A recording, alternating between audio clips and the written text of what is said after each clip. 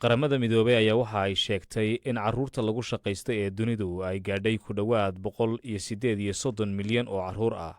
yunisef iyo hay-adda shaqaalaha adduunka ayaa waxa ay soo saareen warbixin wada jira oo ay ku sheegeen in inkastoo horumar la sameeyey haddana laga daahay wakhtigii loogu talagalay in hawsha tan lasoo afjaro. waxa ay sheegeen in ku dhowaad 40% carruurta da'doodu ay u dhaxayso 5 sano ilaa iyo 17 jir ay halis geliyaan caafimaadkooda iyaga oo ka shaqeeya macdan qodista, warshadaha iyo beeraha. heerka hadda la joogo ayaa ay yidhaahdeen waxa ay qaadan doontaa 100 sano in laga takhalluso ku shaqaysiga carruurta. ciidamada gurmadka degdega ah ee dalka suudaan ayaa waxa ay sheegeen in ay qabsadeen xuduudda saddex xagalka ah ee u dhaxaysa waddamada liibiya, masar iyo suudaan kadib dagaalla halkaasi dhowaan ka dhacay. talaadadii ciidamada suudaan waxay ku eedeeyeen xoogag daacad u ah taliyaha militariga bariga liibiya oo la yidhaahdo khaliifa xaftaar in ay ka qayb qaateen weerar ay kula duubnaayeen xoogaga RSF ee ka soo horjeeda militariga dalka suudaan.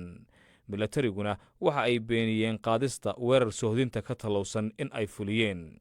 wasaaradda arrimaha dibadda ee dalka suudaanna waxa ay sheegtay in xuduudda liibiya ay jabhadda la yidhaahdo RSF ka dhigtay marin ay ka soo geliyaan hubka iyo calooshoodu shaqaystayaasha. khartuum waxay imaaraadka ku eedaysay in saadka iyo milatariga ay siiso RSF iyada oo sidoo kalena la kaashanaysa jenaraalka la yidhaahdo xaftaar oo iskiis ku magacaabay. arrintaasi imaaraadku waa ay beeniyeen. tobaneeyo kale oo falastiiniyiin ah ayaa lagu dilay marinka khaza xilli ay isku dayayeen in gargaar ay raadsadaan. 3 dhacdo oo kala duwan ayaa 31 qof ay ku dhinteen, 200 oo kalena waa ay ku dhaawacmeen meel u dhow kolonyo gargaar oo 8 daqiiq iyo weliba xarun cuntada qaybisa oo Maraykanku uu taageero. hay-adda difaaca madaniga ee xamaas maamusho ee marinka khaza ka dhisan waxa ay sheegtay in ciidamada Israa'iil ay rasaas ku fureen dad isugu soo baxay halkaasi si ay cunno u raadsadaan. waxaana sidoo kale jiraba ay tiri warar sheegaya in dad la jiirsiiyey baabuur, qaarna si toos ah loo toogtay. militariga Israa'iil ayaa waxa ay sheegeen in aanay ka warqabin rasaas ay askartoodu fureen.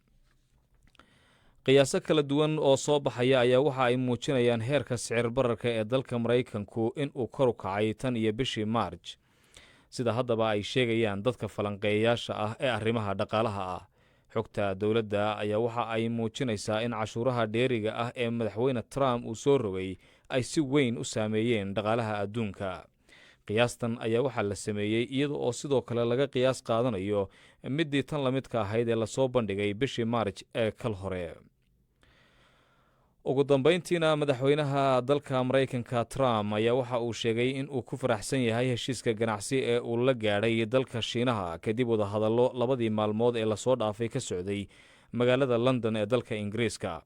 waxa uu sheegay in iyada oo la raacayo ogolaanshaha kama dambaysta ah ee madaxweynaha Shiinaha Xi Jinping iyo isaguba ay wada gaadheen in Maraykanku uu heli doono biraha dhifka ah ee ka yimaada dhinaca Shiinaha oo xilligan Maraykanku uu baahi weyn u qabo.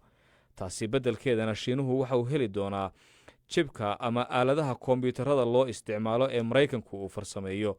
kor u qaadista cashuuraha soo dejinta ee labada dal ee dhowaan uu midba kan kale ku soo rogay ayaa sidoo kale waxa ay noqon doonaan kuwo hoos loo dhigo.